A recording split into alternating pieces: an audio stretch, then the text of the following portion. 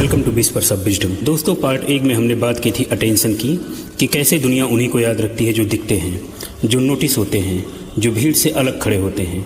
लेकिन आज हम उससे भी गहरी बात करेंगे, एक ऐसी चीज़ की जो अटेंशन से भी ज़्यादा पावरफुल है, और वो चीज़ है मिस्ट्री, मतलब रहस्य। वो चीज़ जो लोग देख नहीं सकते लेकिन महसूस करते हैं, वो चीज़ जो लोग समझ नहीं सकते लेकिन जिसकी तरफ खींचे चले आते हैं। रॉबर्ट ग्रीन अपनी किताब 48 लॉज ऑफ पावर में लिखते हैं कि एक ऐसी दुनिया में जो तेज़ी से जानी पहचानी और साधारण होती जा रही है, जो एनिग्मेटिक लगे तो वो इंस्टेंटली अपना ध्यान खींचता है। कभी यह साफ मत करो कि तुम क्या करने वाले हो, कभी अपने सारे कार्ड्स मत दिखाओ। मिस्ट्री तुम्हारी प्रेजेंस को बड़ा बनाती है, यह एंटीसिपेशन क्रिएट करती है और हर कोई देखता रहेगा कि आगे क्या होगा। यह सुनने में सिंपल लगता है, लेकिन यह दुनिया के सबसे बड़े सीक्रेट्स में से एक है। और इसे सबसे पहले किसने समझा? एक लड़की ने, जिसका नाम था माता हारी। सन 1905 पेरिस दुनिया का सबसे बड़ा ग्लैमर। हर रोज खूबसूरत लड़कियां पेरिस आती थी, बड़े सपने लेकर, फोलिस बरजेरे में डांस करने के लिए, मॉडल बनने के लिए, फेमस होने के लिए। लेकिन उनमें से ज़्यादातर का क्या होता था? कुछ साल नाचती, फिर नई लड़कियां आ जाती और फिर पुरानी लड़कियां सड़कों पर गुमनामी में भुला दी जाती थीं। यह उस जमाने की सच्चाई थी। इन्हीं हजारों लड़कियों में से एक लड़की थी जिसका असली नाम था मार्गरेटा जेली। हॉलैंड की रहने वाली, एकदम साधारण घर से, कोई खास बैकग्राउंड नहीं। इन्हीं हजारों लड़कियों में से एक थी जिसका नाम था मार्गरेटा जेले। हॉलैंड की रहने वाली, एकदम साधारण घर से, कोई खास बैकग्राउंड नहीं, कोई प्रोफेशनल डांस ट्रेनिंग नहीं, कोई बड़ा नाम नहीं, बस एक लड़की जो पेरिस आई थी कुछ बनने के लिए। लेकिन मार्गरेटा जानती थी एक बात जो बाकी लड़कियां नहीं जानती थी। वो जानती थी कि उसका डांस उसे फेमस नहीं बनाएगा, उसका चेहरा उसे फेमस नहीं बनाएगा, उसकी ब्यूटी उसे फेमस नहीं बनाएगी, उसे फेमस बनाएगा उसका रहस्य, उसकी मिस्ट्री। और उसने एक प्लान बनाया जो इतना ब्रिलियंट था कि जो आज भी दुनिया उसे याद करती है। उसने पहले एक नया नाम लिया, माता हारी, जैवनीज भाषा में जिसका मतलब होता है सूरज की आंख। फिर उसने एक कहानी बनाई। उसने कहा, मैं जावा आइलैंड में पैदा हुई, मेरी नानी एक जैवनीज प्रिंसेस की बेटी थी। मैंने इंडिया में सेक्रेड हिंदू डांस सीखे, मैंने सुमात्रा में घुड़सवारी की और हाथ में बंदूक लेकर की। यह सब पूरी तरह झूठ। वो हॉलैंड की एक साधारण लड़की, लेकिन उसने एक ऐसा रहस्य बुना जो लोग सुलझा ही नहीं सकते थे। उसने पेरिस के एक प्राइवेट सैलून में छोटे छोटे सिलेक्टेड ऑडियंसेस के लिए डांस करना शुरू किया। कमरा भरा होता था इंडियन स्टैच्यूज से, हिंदू रेलिक्स से, एग्जोटिक सजावट से। ऑर्केस्ट्रा बजता था हिंदू और जैवनीज मेलोडीज। ऑडियंस इंतजार करती, रुकती, सोचती कि वो कब आएगी, और तब अचानक माता हारी प्रकट होती। एक वाइट कॉटन ब्रेसेर जिस पर इंडियन ज्वेल्स जड़े हुए थे, आर्म पर ब्रेसलेट थे, एक सैरोंग जो जितना ढकता था उतना ही दिखता भी था, और वो नाचती थी, पूरे शरीर को ऐसे हिलाती जैसे किसी ट्रांस में हो। ऑडियंस बस देखती रहती, सांसें रुक जाती थी, और जब डांस खत्म होता तो वो बताती कि यह डांस इंडिया की माइथोलॉजी की कहानियाँ सुनाता है, वह सैक्रेड है। ये वो डांस है जो इंडियन टेम्पल्स में होते हैं। और पेरिस, पूरा का पूरा पेरिस दीवाना हो गया। एम्बेसडर इनवाइट मारने लगे, एरिस्टोक्रेट उसके दरवाजे पर खड़े हो गए और जर्नलिस्ट उसके बारे में लिखने लगे। लोग कहते, फार ईस्ट से एक वीमेन आई है, परफ्यूम और ज्वेल से लदी हुई, जो ओरिएंटल कलर और लाइफ लेकर आई है। और उस साल के अंत तक हर किसी की जुबान पर बस एक नाम था, माता हारी। यार जरा रुको और सोचो, माता हारी कोई एक्सेप्शनल डांसर नहीं थी, कोई गॉडेस नहीं थी, कोई प्रिंसेस नहीं थी। वो एक एवरेज लड़की थी जो एवरेज डांस करती थी। और उसने क्या किया? उसने मिस्ट्री बनाई। उसने अपने बारे में एक ऐसी कहानी बनाई जिसे कोई वेरीफाई नहीं कर सकता था, जिसे कोई पूरी तरह समझ नहीं सकता था, जिसे कोई पूरी तरह नकार नहीं सकता था। और यही उसकी असली पावर थी। लोग मिस्ट्री से इंथ्रैल्ड होते हैं, लोग मिस्ट्री से इंथ्राल्ड होते हैं, क्योंकि यह कांस्टेंट इंटरप्रिटेशन को इनवाइट करती है। वो इससे कभी नहीं थकते। जो मिस्टीरियस है उसे पकड़ा नहीं जा सकता, और जो पकड़ा और कंज्यूम नहीं किया जा सकता वही पावर क्रिएट करता है। ये लाइन याद रखना दोस्त, ये लाइन आपकी पूरी तरह से आपकी लाइफ बदल सकता है। उधर माता हारी का नाम पेरिस से बाहर निकला। बर्लिन, वियना, मिलान और पूरे यूरोप ने उसे बुलाया। वो हाईएस्ट सोशल सर्कल्स में उठती बैठती। वो एक ऐसी इनकम कमाती जो उस जमाने की कोई औरत नहीं कमा सकती थी। और यह एक ही काम से हुआ, एक ही शब्द से हुआ। उस शब्द का नाम था मिस्ट्री। लेकिन हर कहानी का एक दूसरा पहलू भी होता है। माता हारी का भी था। वर्ल्ड वॉर 1 के आखिर में उसे फ्रांस में गिरफ्तार किया गया।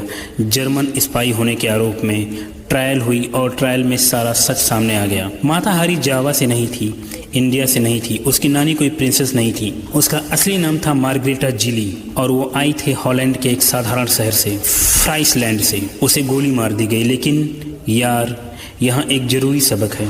माता हारी की मिस्ट्री इतनी बड़ी हो गई कि वो खुद उसे कंट्रोल नहीं कर पाई। उसकी झूठी कहानियाँ उसे सस्पिशियस बनाने लगी। और रॉबर्ट ग्रीन यहाँ पर एक वार्निंग भी देते हैं। वो कहते हैं कि मिस्ट्री को एक गेम की तरह रखो, प्लेफुल और अनथ्रेटनिंग। जब यह बहुत दूर चली जाए तो आप उसे वापस खींच लो। अटेंशन के लिए कभी ज़्यादा ग्रीडी मत दिखो।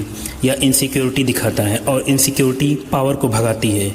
यह वार्निंग याद रख। और अब चलते हैं एक ऐसे इंसान की कहानी में जिसका नाम था count Victor Lustig, the aristocrat of the Schindlers, दुनिया का सबसे बड़ा कॉन आर्टिस्ट। लस्टिग जब भी किसी शहर में जाता तो वो हमेशा सबसे एक्सपेंसिव होटल में रुकता, लेकिन उसके साथ होता था एक जैपनीज सॉफरर। उस जमाने में किसी ने जैपनीज सॉफर को नहीं देखा था। यह अजीब था, यह एग्जॉटिक था, यह मिस्टीरियस था।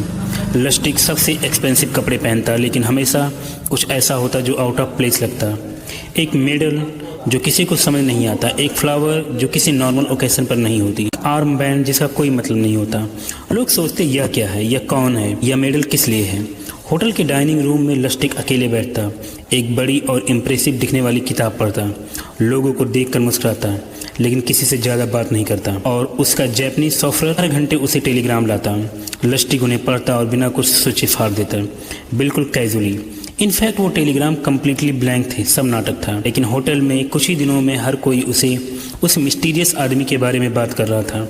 वो कौन है, इतने टेलीग्राम्स क्यों आते हैं, वो इतना अलूफ क्यों रहता है। अलूफ का मतलब अकेला। वो उन्हें अपने कॉन्फिडेंस में लेता और अपनी कंपनी देता और उन्हें लूट लेता इतनी आसानी से कि लोग बाद में समझ भी नहीं पाते थे कि हुआ क्या। मिस्ट्री मीडियोकर को भी इंटेलिजेंट और प्रोफाउंड बना देती है। ये लाइन यार बहुत बड़ी है। माता हारी एवरेज थी, लेकिन मिस्ट्री ने उसे गॉडेस बना दिया।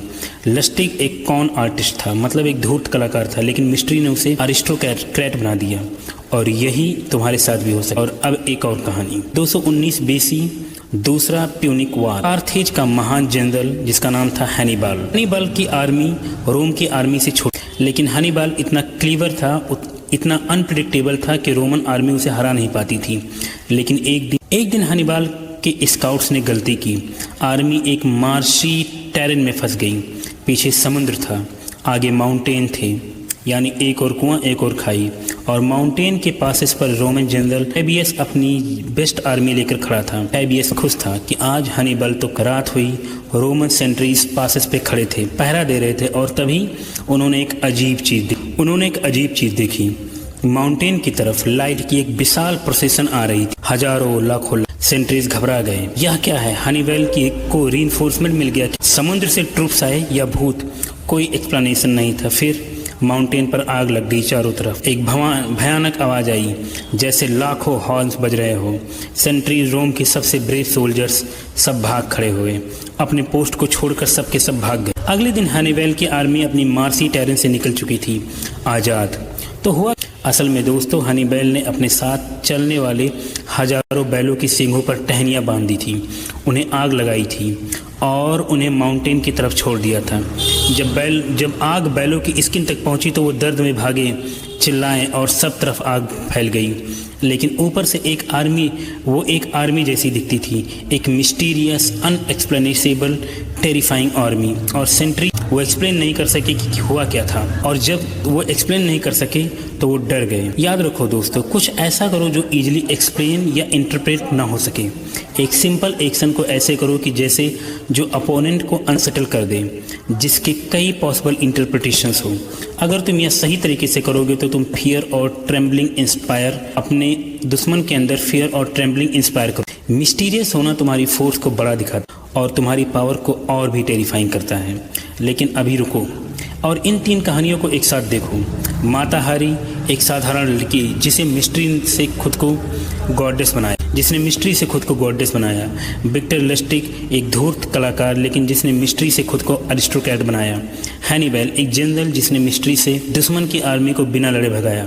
तीनों ने अलग अलग तरह से, अलग अलग तरीके से एक ही हथियार यूज किया, उसका नाम था मिस्ट्री। तो अब यह सवाल है कि तुम इसे अपनी लाइफ में कैसे यूज करोगे। रॉबर्ट ग्रीन बताते हैं कि पहली बात, ये मत सोचो कि मिस्ट्री क्रिएट करने के लिए तुम्हें कुछ ग्रैंड और बहुत ही ज़्यादा इंस्पायरिंग होना पड़ेगा, बिल्कुल नहीं।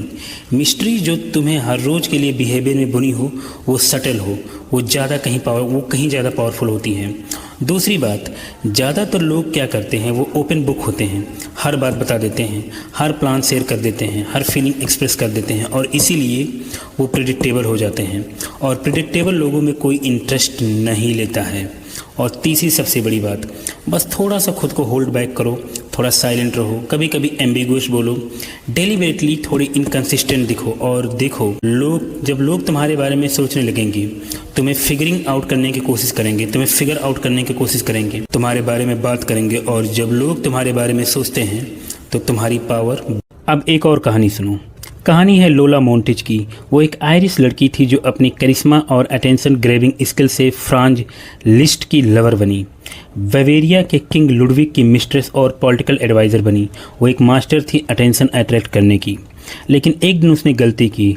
लंदन 1805 शेक्सपियर का मैकबेथ प्ले था, और उस ज़माने के जो सबसे बड़े एक्टर का, और सबसे बड़ी बात, क्वीन विक्टोरिया खुद आ रही थी। और उस ज़माने का रूल था कि क्वीन के आने से पहले सबको बैठ जाना था। सब बैठ गए।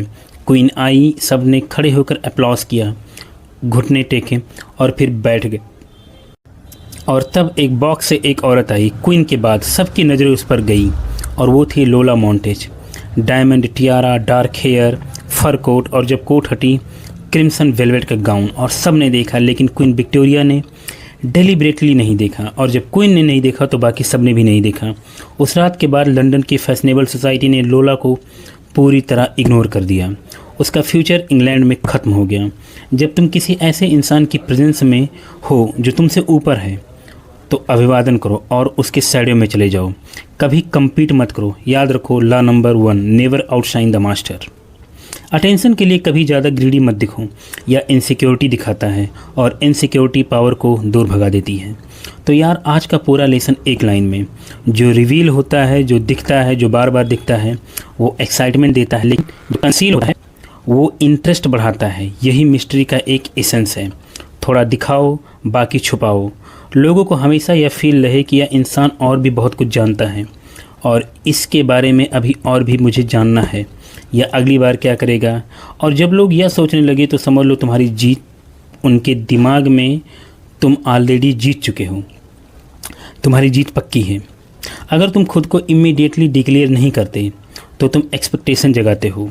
हर चीज़ में थोड़ा मिस्ट्री मिक्स करो, और वही मिस्ट्री वेनरेशन पैदा करती है। और जब तुम एक्सप्लेन करो तो ज़्यादा एक्सप्लिसिट मत हो। इस तरह तुम डिवाइन के तरीके की नकल करते हो, और जब तुम लोगों को वंडर और वॉच करने को मजबूर कर देते हो। ये जो कोटेशन था बाल्टासर ग्रेसियन का, जो बहुत बड़े फिलोसफर थे। और यही है लॉ 6 का दूसरा और सबसे गहरा किस्सा, इनविजिबल रहोगे तो हारोगे। ये था पार्ट 1, और पार्ट 2 कहता है मिस्ट्री रखोगे तो जीतोगे। मतलब invisibility is inversely proportional to mystery. जितना ज़्यादा इनविजिबल रहोगे, लोग तुम्हारे बारे में कम ज़्यादा जानेंगे। तुम जितना कम इनविजिबल रहोगे, लोग तुम्हारे बारे में उतना ही ज़्यादा सोचेंगे, और जब लोग तुम्हारे बारे में सोचते हैं तो तुम्हारी जीत ऑलरेडी हो चुकी होती है। अगर यह वीडियो तुम्हारे काम आई तो चैनल को सब्सक्राइब करो। वाव विस्पर्स ऑफ विजडम, हर हफ्ते एक नई विजडम जो तुम्हारी ज़िंदगी को बदल दे। और कमेंट में बताओ कि तुम्हारी लाइफ में किसने मिस्ट्री की पावर यूज की, और जो लॉ नंबर 1, 2, 3, 4, 5, 6 है, इनमें से किस लॉ को तुम अभी तक का मास्टर लॉ समझते हो। Thank you so much. बने रहें अफतिक धारिया के साथ।